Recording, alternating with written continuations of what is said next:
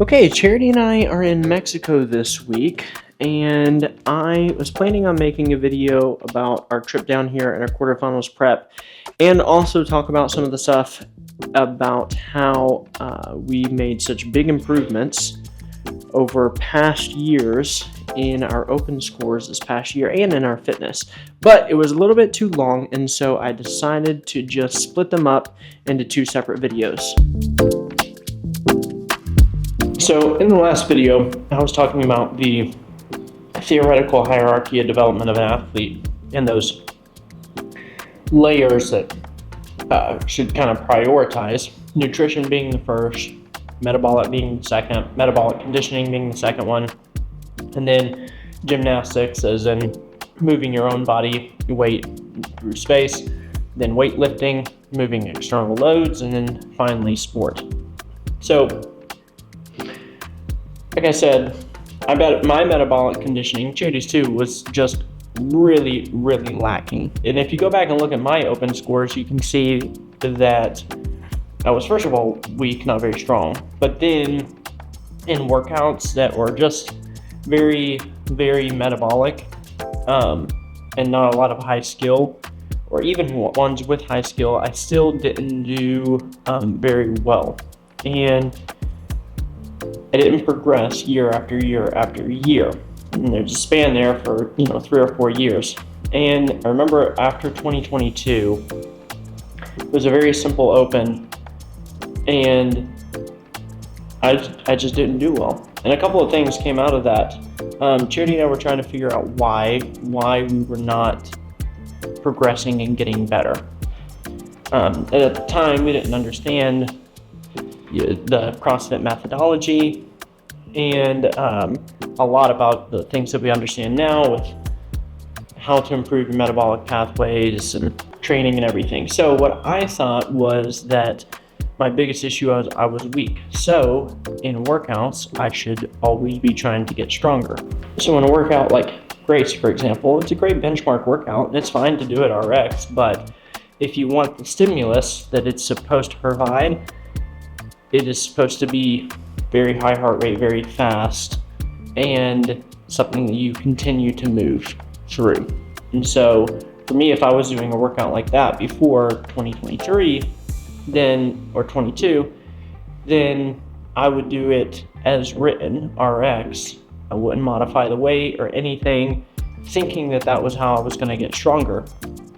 And what I would end up doing is, of course, going much slower and still not really gaining very much strength, because that's not a strength progression. So it took a little while, but Charity and I finally figured out through several different kind of pieces of a puzzle coming together that there were some people around us that were getting really good and really fast really quickly. And I don't think that they understood why. They didn't know why. But the reason is that they didn't want to use heavier weight. And so therefore they were modifying almost all of their workouts with load.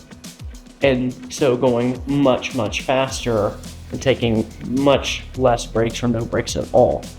Therefore getting a much better metabolic conditioning workout in.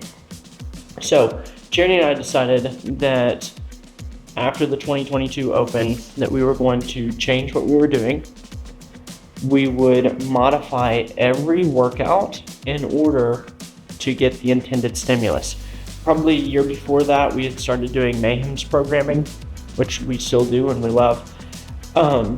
But they give not only a time cap, but also a target time that you should hit. Instead of just trying to get under the time cap for every workout, we started modifying workouts to get within the target time on every single workout. And within just a few weeks, there was a noticeable difference. And you can see my open score by the next year had come around.